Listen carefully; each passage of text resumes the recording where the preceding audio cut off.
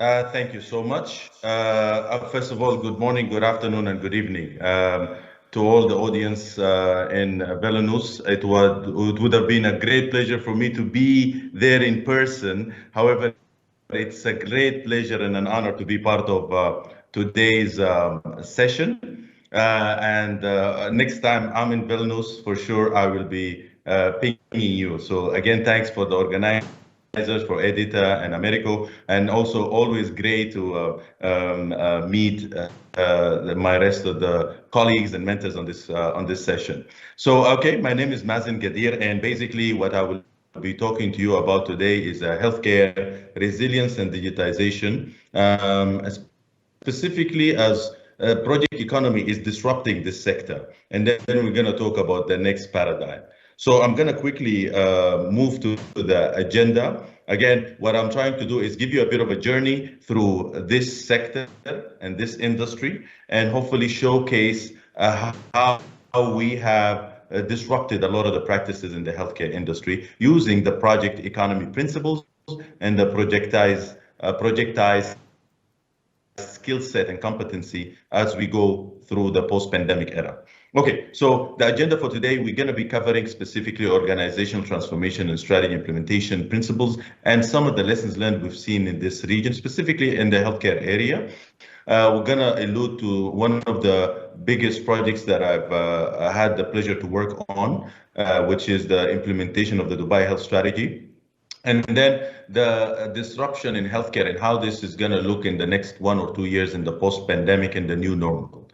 And then I will conclude with some slides. So what I would like to do is just perhaps go through the next slide. Please let me know if you're hearing my voice okay, or you're seeing the slides flipping in time. I take it that's okay. Okay, perfect. Excellent. So the objectives of today, we're going to look at some of the principles we have or the current state practices in healthcare, in the healthcare industry in the Middle East.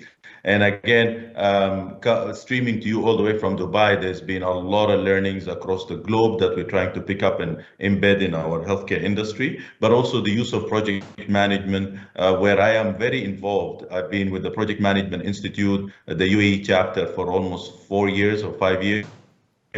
I now look after the outreach and basically the strategic alliances in PMI UAE chapter. And I also have been in the healthcare digital space for almost 21 years. And at the moment, I'm the director of partnerships and strategic alliances in an innovative company organization called IQVIA, which is a global corporation that looks after digitization across all healthcare aspects. But again, that's why I'm relating the presentation objectives to some of what we do on a daily basis, looking at the healthcare and the dependency on project management principles and digital transformation basics in driving and accelerating digital transformation. I'll also talk about some of the challenges we have in this region and how it is a melting pot of diversity and cultural inclusion, specifically as we drive digital transformation in healthcare. And then finally, we're going to allude to some best practices based on some of the publications we've actually reviewed through this long-winded journey. COVID-19 only helped in accelerating the digitization journey. Let me start with, first of all, exciting you on some of the publications we had in Project Management Institute. If you had the chance to look at the pulse of the profession in 2021, look at these findings. And I'm only giving you a teaser. When the audience were asked to actually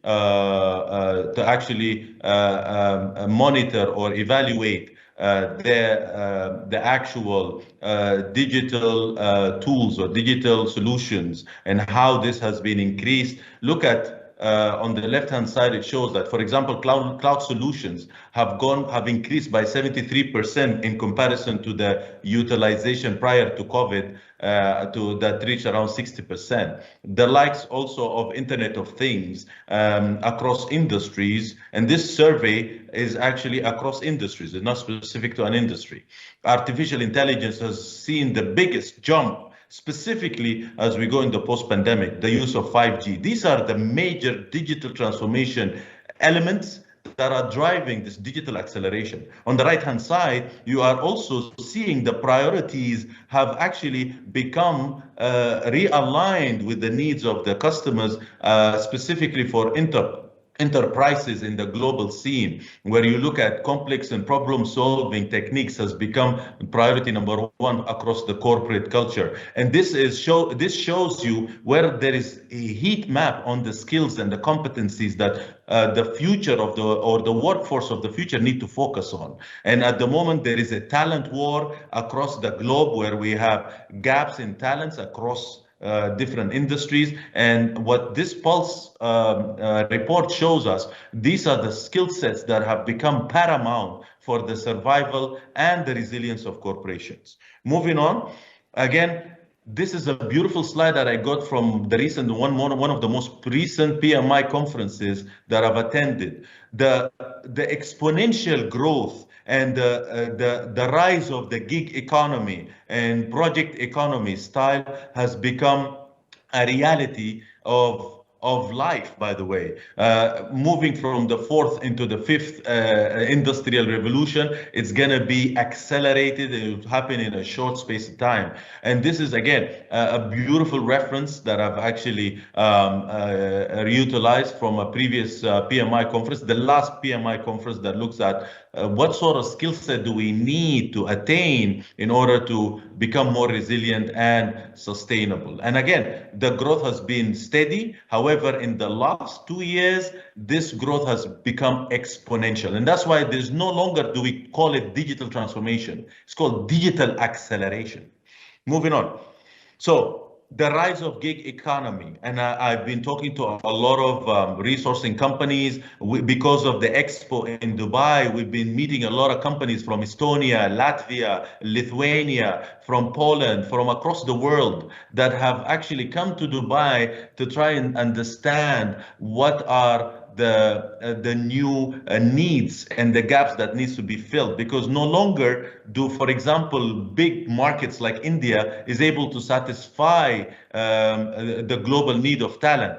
There's so much demand and less supply, and there's a lot of workforce culture disruption that has happened. And I'm building just the basis for where the healthcare is impacted, by the way. Healthcare is part of all this transformation and disruption that is happening across the world. So what I want to focus on, some of the major principles that I've learned previously from my previous experience across a number of courses and best practices that we've had. And also, I'm trying to give you one of the most important lessons learned, or some of the most important lessons learned as we go in bridging the gap between strategy design and implementation. And by the way, there's a fantastic course by Brightline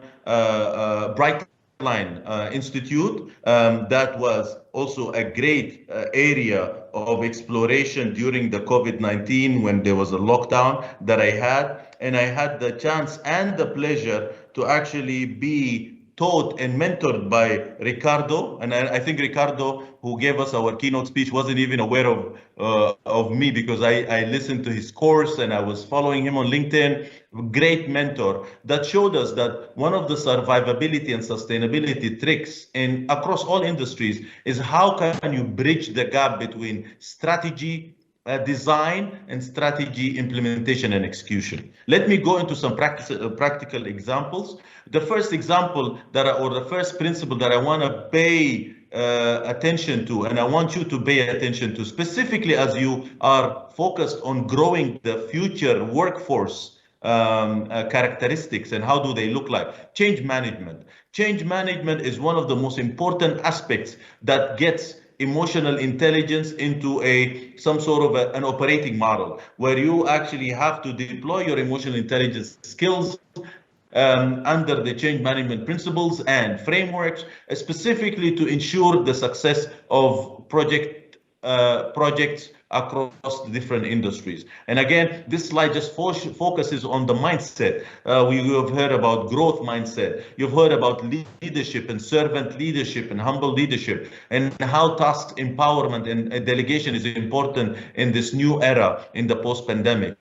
Solutions that needs to be implemented and utilized to help streamline projects and streamline activities. And finally, governance and structure. So it's very important to understand the importance of change management that allows us to actually bring three motivators into line, whether it's creating mastery, and here mastery focuses on the ability to unlearn skill sets, specifically in the post-pandemic, the agility in your workforce to be able to maneuver and complete activities as per the needs, as per the KPIs, and then monitor these outcomes from these activities as you go on. Autonomy, and being able to create agile, autonomous, and interdependent teams that allows you to actually offload and delegate tasks to maneuver into a rhythm that will make you reach the objective of your project or of your program. And then finally, purpose. And what COVID-19 has made us think about is purpose. What is our purpose? Now, the biggest pandemic we have in the post-pandemic area is burnout, is mental health of your workforce, because sustainability of economies will depend on how mentally healthy is your workforce. So this is again a huge realization, and this takes us to a fantastic framework that I would like to share with you. BCG published one of the most revolutionary best practices previously, and I put out the reference for you to actually look at, and the idea of actually how you can strategize and make sure that you build your strategic planning at three major levels: corporate level, business unit level, and product and regional functions. Because now in the post-pandemic, your life cycle of your strategy has shrunk. You are able to revisit your strategy on continuous basis for an overhaul transformation of your strategy and immediate implementation, perhaps in less than 2 years. So 1 to 2 years life cycles. Your strategies are no longer 5-year strategies. We're talking about 1 to 2 year strategies that gets revised and revolutionized on continuously.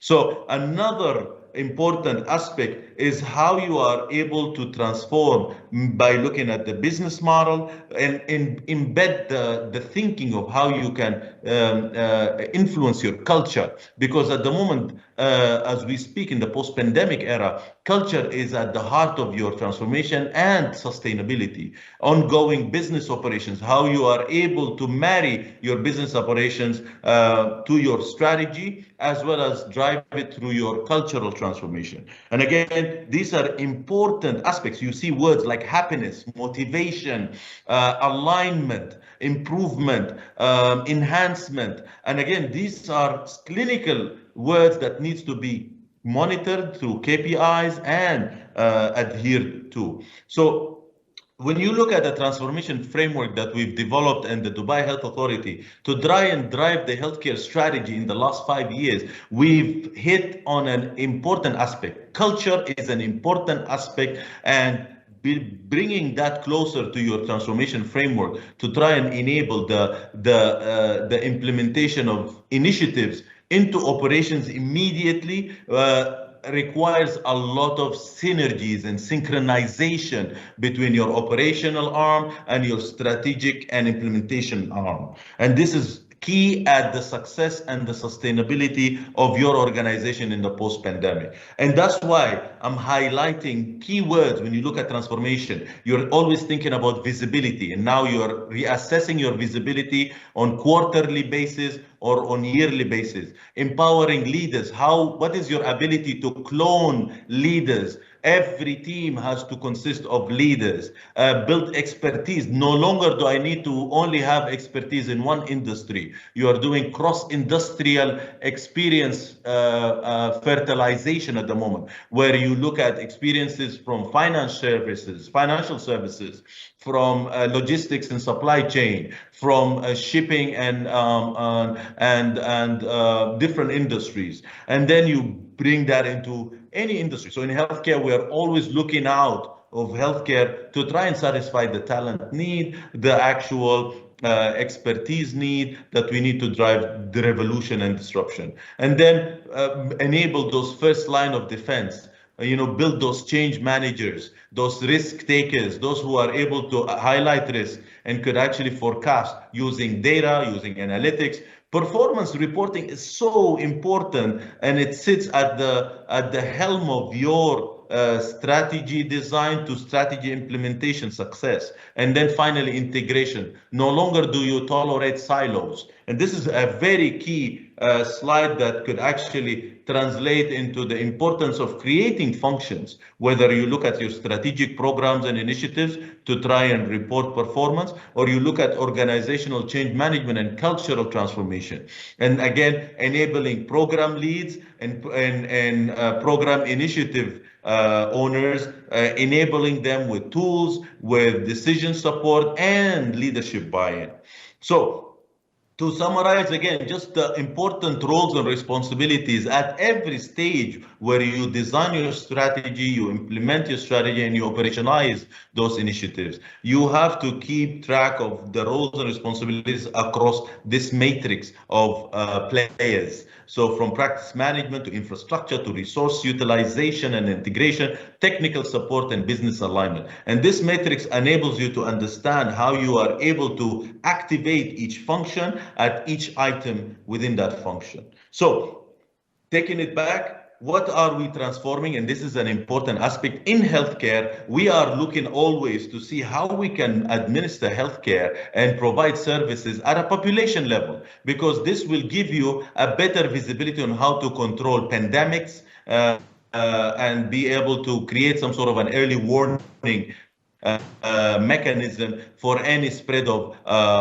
diseases. And that's why we need to make sure that we work closely with regulators, healthcare providers, technology managers, technology providers, innovate as well as maintain. And again, this is very pertain to the healthcare system that we always operate in, and how we marry this with project management economy principles and transformation best practices. So the idea, change management is at the helm of it. It's very important, and it's a roller coaster. That's why it's very important to create this learning environment. Lessons learned, fail fast, develop lessons learned, the minimum viable products, minimum viable processes, minimum viable decisions, minimum viable data elements to make these decisions. And this is why expecting that it might collapse at any stage is always good to monitor and good to actually forecast. So risk management becomes an important aspect to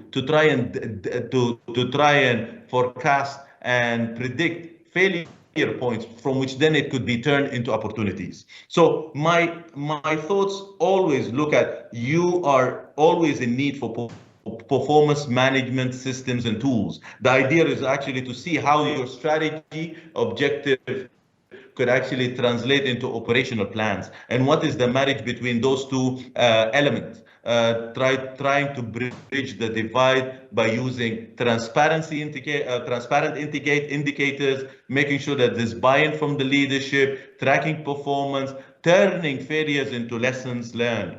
And what I'm trying to do is, maybe what we try to do in Dubai Health Authority is to create this ecosystem where the project management office or transformation office is working with the strategy council that has all the stakeholders, and bringing in the middle management with those enablers and change managers who are leading those programs and initiatives. Very important to understand the concept of performance management as we translate strategy into operations. So quickly, I'm running through the Dubai Health Strategy just to show you how big this was. First of all, our leadership. the country leadership was so involved in transforming and disrupting the healthcare system. And this message is very important.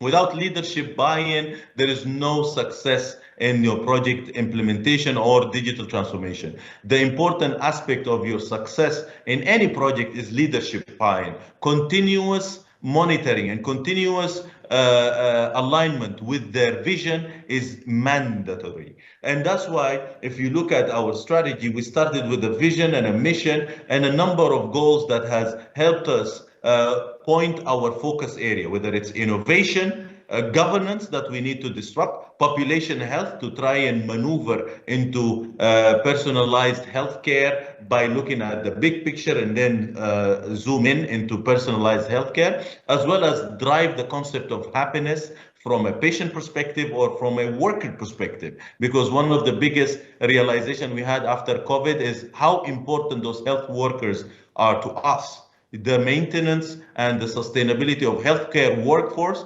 is at essence sits at the survivability of your economy anywhere in the world.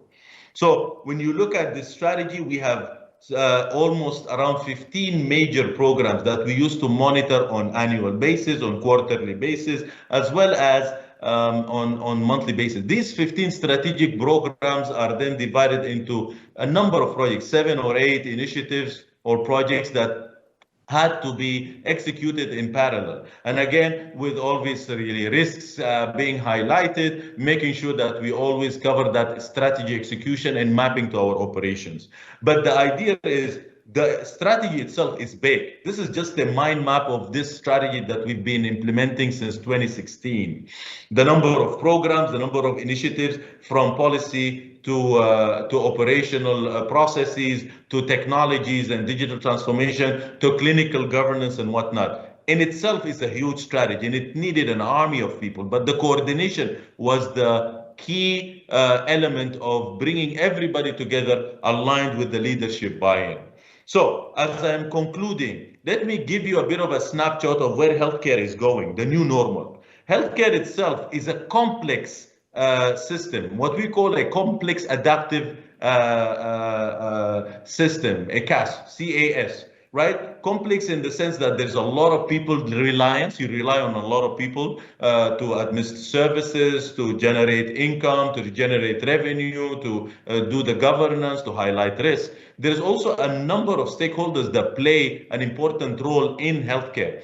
And that's why one of the most important principles in healthcare is cost effectiveness. How do you pay for healthcare? How do you sustain healthcare? What is the end game for digitization healthcare and the importance of public health, specifically in the post-pandemic? Without public health focus, without population health in your strategic objectives, you're not able to maintain or sustain the survivability of your economy. And then innovation and commercialization, because the consumerism in healthcare. And this is why healthcare is a complex and costly industry. There's a lot of complexity in it. It needs a lot of adaptive responses, and there's huge emerging technologies that are coming in, and there's a lot of learning from other industries. That's why it's very important to always, when you look at the healthcare industry, it's a dynamic economy in itself, and it needs a lot of thinking, whether it's from access, how digital friendly are we? What are the focus areas in the outcomes? How do we accept new reforms, new changes, new cultures in healthcare? Because healthcare means lives, and lives are very inexpensive in the sense that there's no value for that when it comes to saving lives, right? And then generic utilization of tools, of resources has become at the helm of our understanding. So again, just trying to give you that sense. And in conclusion, what I'm trying to do in conclusion is just to give you, since you've seen the journey of this healthcare industry and some of the needs for our technology and digital transformation, one of the most important aspects, the intersection between people and technology. In healthcare, like any other industry, relies a lot on people and it needs a lot of technology. How do we actually bridge the gap between strategy, design, and implementation? How do you use performance management tools to make sure that we are always driving value and being closer to the patient or the citizen? The idea of trying to use some of those great principles that we have highlighted, and I'm referring to, let me just go back. I'm referring to Bright Line 10 guiding principles. And if you have not done the Coursera course, I definitely would encourage you to do that. It is an amazing course that Ricardo takes you through amazing principles that allows you to understand how to bridge the gap between strategy and implementation. And then moving on, another amazing publication that has been done by Deloitte is for the tech trends and what should you expect in the coming years. I would regard it as one of the most important publications for you to look at your readiness. Are you, as a corporation or a company, ready to adopt technology? And to what level are you adopting, or what sort of technologies are you exploring at the moment? And in this publication, it gives four categories of technologies based on maturity and advancement. And it's very important for you to look at what level are you ready to adopt these technologies. The publication itself dives into a number of macro forces and horizontal next technologies. If you look at it, you'll be able to determine what is your readiness ability. It gives you some sort of foresight for your digital transformation strategy, and eventually it enables you to forecast. Are you ready for quantum electronics and nanotechnology? Are you ready for quantum computing and genomics? If you are to go into that business, what sort of capabilities do you need to prepare yourself for data science, for advanced analytics and whatnot? So with this, I want to thank you all. I'd love you to connect with me on LinkedIn. And again, I appreciate the organizers for this opportunity to talk to you all and share some of the lessons learned and the knowledge that has been accumulated in the many years of work in healthcare. Thank you all.